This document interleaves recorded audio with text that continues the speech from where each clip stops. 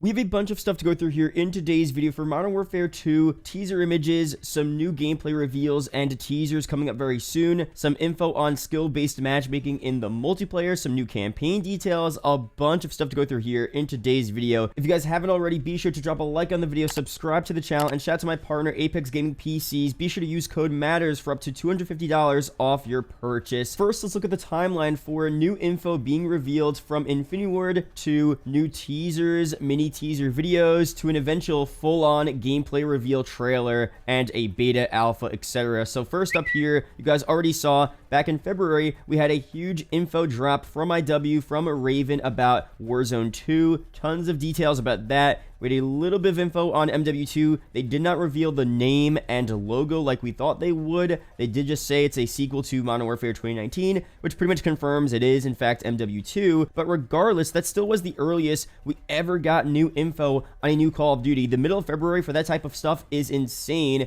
And of course, as we've been saying, we are expecting earlier reveals this year. Black Ops Cold War, Vanguard, both revealed in the summer with the Warzone event and all of that stuff. But now we're going back to a normal Call of Duty reveal season with a reveal, a teaser, I should say, in around March, April, and then a full reveal in around May. So first up here, MW2 Ghost tweeted this out a couple of weeks ago, was told that we should see the first teases of MW2 in the next 8 weeks. But that was a while ago. Ghost of Hope updates us with this. 8 weeks from this tweet is coming up, and 8 weeks from that tweet is going to be very soon, Tuesday, March 22nd, 2022, which from recording this video, I'm recording this on March 5th, 2022. We are a little over 2 weeks away from our first official teasers for this game, which is absolutely insane to see. But of course, we've been seeing mini teasers and tons of leaks about this game already. But as for official teaser videos and actual full-on marketing material, that should all kick off very soon. And of course, as you guys know, with the Call of Duty teaser season, once it begins, it really does not end. And especially with a game like MW2 that, of course, you guys know IW wants to market the hell out of. They want this to be a huge release, a big deal. So once we get this first teaser in around 2 weeks or so, we should be seeing tons of teasers all the way up until the expected reveal date, which is apparently going to be May 30th, 2022, the exact same day we had the MW1, the Modern Warfare 2019 reveal, I should say. That was May 30th, 2019. So they want to do the same date there. Makes sense. And if it's not the exact date, it'll most likely be around the end of May of this year, which again is going to come up before we know it. So for this reveal and teaser season, it's going to kick off a lot earlier. We're not going to have to wait until the summer. I didn't mind waiting until the summer. I mean, if the current game is good, then it's not a big deal. But of course, the current game this time around, Vanguard, isn't that good. Not many people are enjoying it. So why not get the marketing and reveal and gameplay and teasers for MW2 a lot earlier, just to get people hyped and excited and just to get us ready for something new and different and something hopefully better than Vanguard. So I get all of that there. I think it's a win-win for everyone. Activision, IW, the community. It's going to be really sick to see what we get very soon. Now let's go through some more info here. This just came out from Ralph, of course, credible leaker, MW2 leaker to be specific. He says this: Infinity Ward associate comments on Modern Warfare 2's campaign and its supposed brutality. The topic of Modern Warfare isn't something to play with. We're ready to bear the brunt for what our campaign intends to tell, though we're pleased with its messages. So this is generally what they were going for with Modern Warfare's 2019 campaign, a gruesome, gritty, brutal campaign. Of course, they came out and said they toned it back, they dialed it back a lot because it was just way too gruesome, and for a lot of people that was an issue. And you know, I'm kind of split there. Of course, they want a game that they could still have rated M because it reaches the, you know, most amount of people, the largest audience. I just made that up, honestly, but I'm pretty sure that makes sense. If you have a game that's, you know, rated above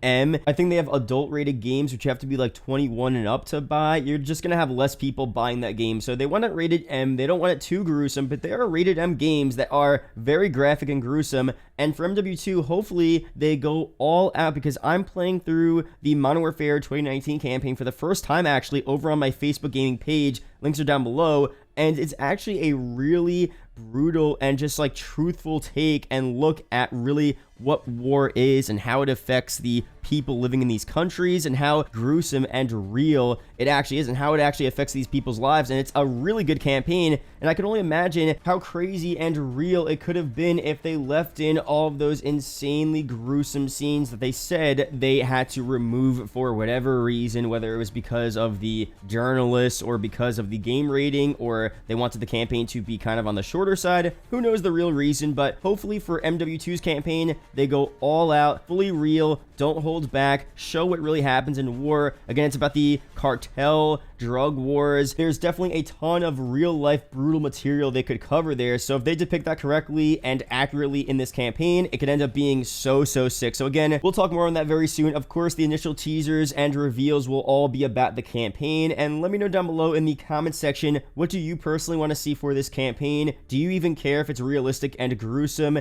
Do you just want a fun campaign with, you know, familiar characters? Let me know down below. But next here, we have this teaser image from the Captain Price actor. This is what he tweets out. So this isn't a mistake. This is clearly purposeful, and there's not much you could get from this here, but it's very interesting to see these actors from IW starting to really get ready for the marketing season. Of course, as we said, we have 2 weeks until the first couple of teasers, so we should watch all of these actors' Twitter accounts, IW Twitter accounts, IW dev accounts, just to see what they're tweeting, little images, even if it's not gameplay images, any image we have to look at. Right here, we have Task Force 141, we have Captain Price being hinted at, so nothing too surprising here. We know he's returning in MW2. We know we're going to have familiar characters in MW2 from Modern Warfare's 2019 storyline, but again, just have to show this here. Very cool vibes here, and if there's some way we could decipher what else is in this image, you know, let me know down below if you guys are just Photoshop wizards. Maybe there's some crazy teaser in the background we just can't see right now because of this blurry vision here. So, you know, we'll see very soon. I'll update you guys on any more teaser images, small and large, we get. We're going to cover all of it on the channel. But next here, some very interesting details on Modern Warfare 2's multiplayer skill-based matchmaking system. So here's what Ralph says.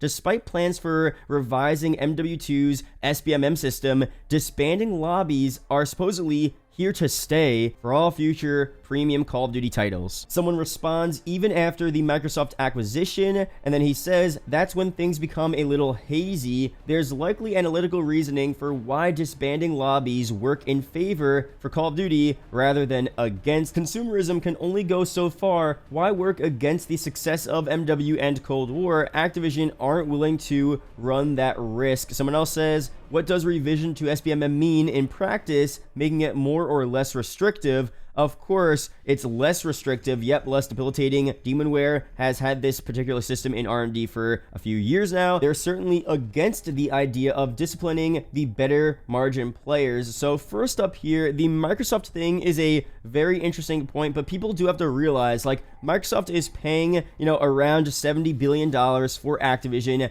and it doesn't mean that they're just going to make everything good. Of course, SBMM is there in theory partly because it makes people play the game more. You have better retention among more casual players who aren't going into lobbies and getting completely destroyed. They're going into lobbies and they're playing with, you know, similar players of similar skill levels, and they're having a better time enjoying the game, which means they're more likely to buy microtransactions. And now we don't know for sure if it actually rewards people who are buying more from the store. That was a theory as well. If you buy more bundles from the store, you're going to get better lobby. So we don't know. We can't confirm that. A lot of this is theory with SBMM, but of course SBMM is helping Call of Duty's sales. But now that Microsoft is buying Activision, they still want to make money, and, you know, maybe they're not going to be as greedy as Activision was on its own, but I still think Microsoft, you know, buying Activision and having control of Activision is good. They will have some good features here. They will make things better. We'll have more content, potentially better quality content. We're already getting a delay for Call of Duty, more time to develop, you know, COD 2024,